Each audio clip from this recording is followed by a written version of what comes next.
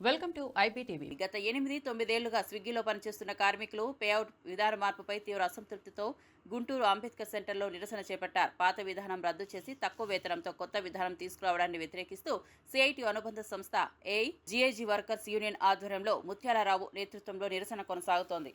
వేతనం సగానికి తగ్గించడమే కాకుండా డ్యూటీ ఆఫ్ అయిన ఐడీలను బ్లాక్ చేస్తున్నారని ఆరోపించారు. సంస్థ యాజమాన్యం స్పందించకపోతే సమ్మెను మరింత ఉధృతం చేస్తామని హెచ్చరించారు.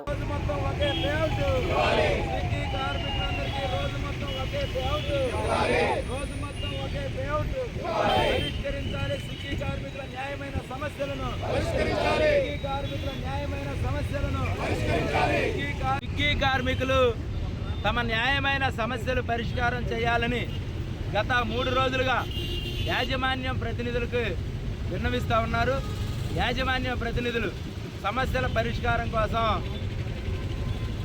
ఆలోచించకుండా మాట్లాడటానికి కూడా రాకుండా వ్యవహరిస్తూ ఉన్నటువంటి పరిస్థితి. ఈ నేపథ్యంలో ఈరోజు గత 3 రోజులుగా స్విగ్గీ కార్మికులు సమ్మె చేస్తూ ఈరోజు గుంటూరు అంబేద్కర్ విగ్రహం వద్ద నిరసన తెలియజేయడం జరుగుతుంది.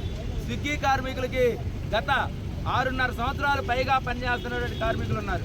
వారికి గతంలో ఒక రకమైన పేఅవుట్ ఇచ్చేవారు. ఇప్పుడు ఆ పద్ధతిని మార్చి కొత్త పద్ధతుల్లో వీళ్ళందరినీ పనిచేయమని అన్నారు. పాత